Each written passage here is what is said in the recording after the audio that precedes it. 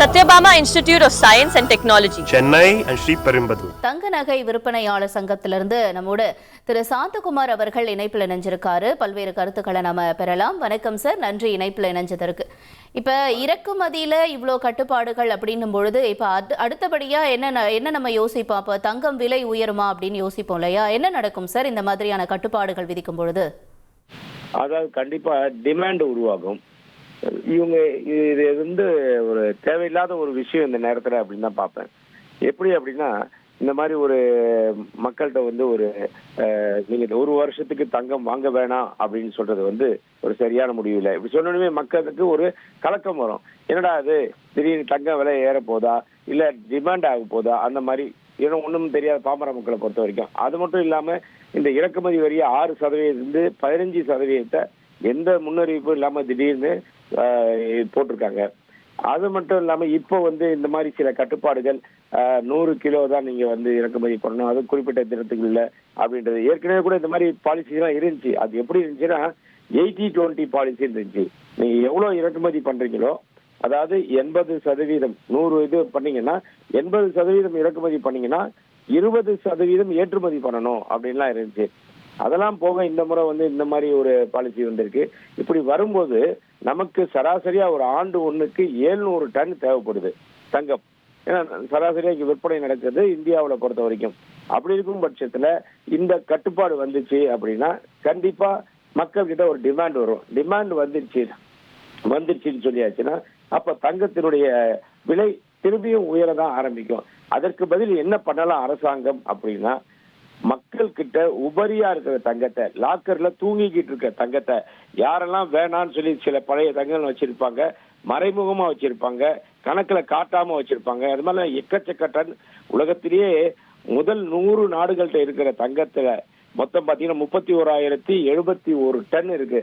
அதை விட நம்ம மக்கள்கிட்ட 40,000 டன் இருக்குன்னு சொல்லி ஒரு வேர்ல்டு கோல்டு கவுன்சில் சொல்றாங்க.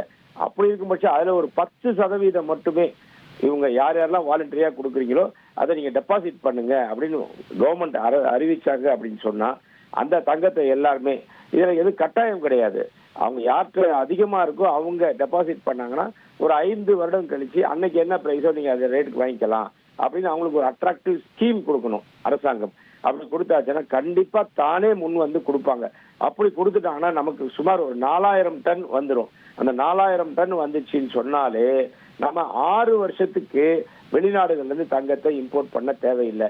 மறுசுழற்சி மூலமா மக்கள்கிட்ட இருந்து வாங்குற தங்கத்தை நாம யூஸ் பண்ணிக்கலாம். அப்போ இவங்க 1 வருஷம்னு சொல்றது வந்து 6 வருஷத்துக்கு தேவையானது நம்ம இம்போர்ட் பண்ண தேவையில்லை. அது மட்டும் இல்லாம நம்மளுடைய பொருளாதாரம் ரொம்ப டாப்ல வரும். இந்த மாதிரி ஒரு விஷயங்களை கையில எடுத்து செய்யணும். இந்த மாதிரி இதுக்காக நாங்க பல தடவை மகஜர் கொடுத்திருக்கோம். அதை யோசிக்கிறத விட்டுட்டு இந்த மாதிரி ஒரு அறிவிப்பு இப்படின்றது பண்றது வந்து தங்க வியாபாரத்தையும் அந்த வியாபாரத்தின் மூலம் வரக்கூடிய வரியையும் அதை இன்கம் கவர்மெண்ட்டுக்கு வரதையும் குறைஞ்சிருது. இது மட்டும் இல்லாம இதை நம்பி இருக்கிற இந்தியாவில் மட்டுமே ஒரு 1 கோடி பேர் வந்து இந்த தொழிலை சார்ந்து இருக்காங்க. இந்த தொழிலை செய்யற விஸ்வகர்மாக்கள், சிறு குறு வியாபாரிகள், இந்த மாதிரி நிறைய பேர் இருக்காங்க. அவங்களுடைய குடும்பம், அதுல வேலை செய்கிற பணியாளர்கள், இந்த மாதிரி இவங்களுடைய வாழ்வாதாரம் எல்லாமே பாதிக்கப்படும் சூழ்நிலைக்கு இது இருக்கு. சரி, இப்போ நீங்கள் ஒரு யோசனை சொன்னீங்க, அதாவது லாக்கரில் இருக்கிற தங்கம் இதெல்லாம் இன்வெஸ்ட் பண்ணாங்க அப்படின்னா நமக்கு வந்து இந்த தங்கம் தேவை அப்படிங்கிறது வந்து இன்னும் கொஞ்சம் குறையும் அப்படின்ட்டு சொல்கிறீங்க. இப்படி இந்த யோசனை வந்து இப்போ சொல்லக்கூடியவங்க முன்வரத்துக்கான வாய்ப்பு இருக்குமா? அவங்க யோசிப்பாங்களே இதனால நமக்கு என்ன பெனிஃபிட் இருக்கும் அப்படின்னு யோசிப்பாங்கல்ல, அதை பற்றி எங்களுக்கு விரிவாக சொல்லுங்களேன். அதான் மேடம், இப்போ கரெக்டாக கேட்டீங்க, அது சொல்கிறேன் பாருங்க.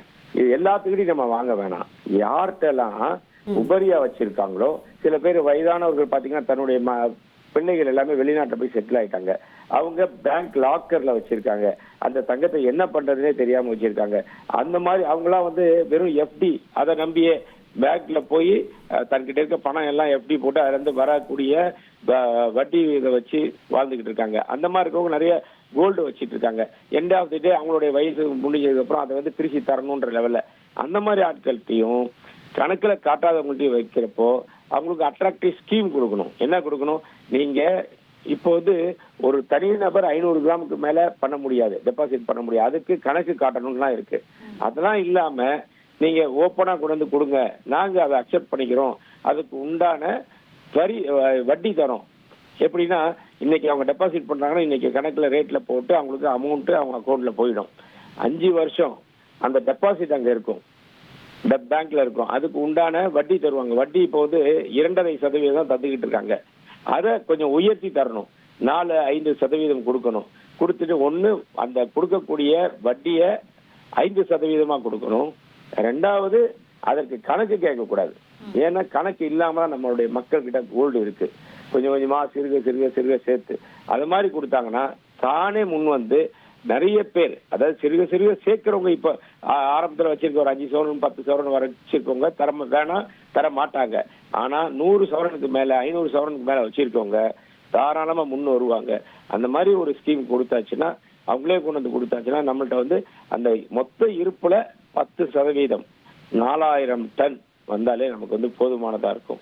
இதை வந்து அரசாங்கம் இதுக்காக நாங்க எங்களுடைய சங்கத்தின் மூலம் Madras jewellers and diamond traders association மூலமா நாங்க ஏற்கனவே மகஜர் கொடுத்துருக்கோம். இந்த மாதிரி நீங்க இதெல்லாம் பண்ணலாம் அப்படின்னு மனு கொடுத்துருக்கோம். அரசாங்கம் அதை முன்னெடுத்து ஸ்டெப் எடுத்து அதுல இன்னும் கொஞ்சம் ஃபைன் டியூன் பண்ணி மக்களுக்கு பயன்படுற மாதிரி யாரெல்லாம் அதுக்கு வந்து இன்வெஸ்ட் பண்றாங்களோ அவங்களுக்கு நல்ல விஷயங்கள் செய்து கொடுத்தாங்கன்னா கண்டிப்பா இந்த பிரச்சனை வந்து தீர்வு ஈஸியா வந்துடும். Satyabama Institute of Science and Technology. Chennai and Sri Perumbadur.